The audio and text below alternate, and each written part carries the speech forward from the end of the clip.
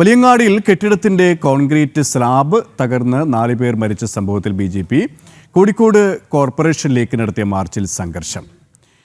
Fitness ഇല്ലാത്ത കെട്ടിടത്തിന് licence പുതുക്കി നൽകിയതാണ് ദുരന്തത്തിന് ഇടയാക്കിയതെന്ന ആരോപണവുമായി തൊഴിലാളികളും രംഗത്തെത്തി. കെട്ടിടത്തിന് പുറത്ത് വിശ്രമിക്കുകയായിരുന്ന അഷഫ്, ജബ്ബാർ, ബഷീർ, വിനോദ് എന്നിവരാണ് മരിച്ചത്. കോഴിക്കോട് വലിയങ്ങാടിയിൽ കെട്ടിടത്തിന്റെ കോൺക്രീറ്റ് സ്ലാബ് തകർന്നു വീണുണ്ടായ അപകടത്തിൽ 4 പേർ മരിച്ച സംഭവത്തിൽ പ്രതിഷേധവുമായി തൊഴിലാളികളും രംഗത്തെത്തി. പണിമുടക്കിക്കൊണ്ടാണ് തൊഴിലാളികളുടെ പ്രതിഷേധം. ഇതോടെ വലിയങ്ങാടിയിൽ നിന്നുള്ള ചരക്ക് നീക്കവും തടസ്സപ്പെടും. അപകടത്തെ തുടർന്ന് BJP കോഴിക്കോട് കോർപ്പറേഷനിലേക്ക് നടത്തിയ മാർച്ചിലും സംഘർഷമുണ്ടായി.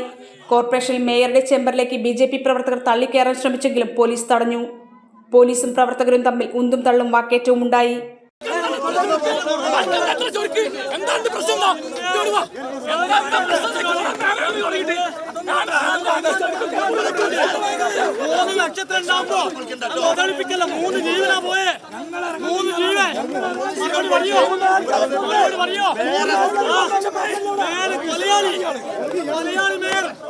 തുടർന്ന് സ്ഥലത്ത് കുത്തിയിരുന്ന് BJP നേതാക്കളും പ്രവർത്തകരും പ്രതിഷേധിച്ചു.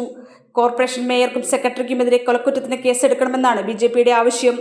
കോർപ്പറേഷന്റെ ഭാഗത്തുനിന്നുണ്ടായ ഗുരുതരമായ അനാസ്ഥയാണ് അപകടത്തിന് കാരണമെന്നും BJP ആരോപിച്ചു. ഏത് DYFI നേതാവ് CIയുടെ രൂപത്തിൽ വന്നാലും ഞങ്ങൾ അങ്ങ് ജയിലിലിടുവെന്നല്ലാതെ പുറകോട്ട് പോകില്ല. ഈ പാവങ്ങളുടെ ജീവൻ, കുടുംബം, ആ കുടുംബത്തോട് മറുപടി പറയട്ടെ. നരഹത്യക്ക് കേസെടുക്കണം. കൊലപാതകിയാണ് മേയർ, കൊലപാതകിയാണ് സെക്രട്ടറി, അവരാണ് ഇതിന്റെ ഉത്തരവാദി. കെട്ടിടത്തിന്റെ സ്ലാബ് തകർന്ന് 5 പേരാണ് അപകടത്തിൽപ്പെട്ടത്. ഇതിൽ 4 പേർ മരിച്ചു. കോർപ്പറേഷന്റെ ഉടമസ്ഥതയിലുള്ള ബീച്ചിലെ പഴയ പാസ്പോർട്ട് ഓഫീസ് കെട്ടിടമാണ് തകർന്നു വീണത്. കെട്ടിടത്തിന്റെ കാലപ്പഴക്കമാണ് അപകടത്തിന് കാരണമെന്നും ദൃക്സാക്ഷികൾ പറയുന്നു. ജനം, കോഴിക്കോട്.